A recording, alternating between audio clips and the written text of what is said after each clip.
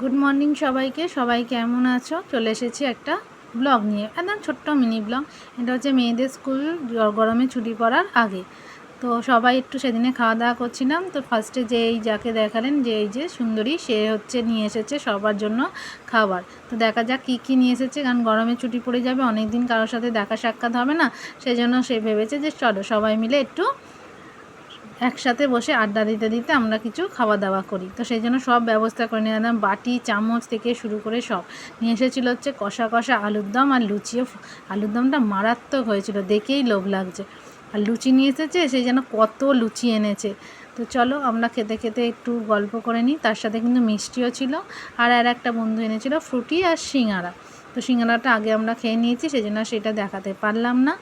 আর তারপরে কিছু কথা বলি যে এই প্ল্যাটফর্ম, সত্যি কথা বলতে এই প্ল্যাটফর্মে কি সত্যি ভালোবাসার মানুষ পাওয়া যায়?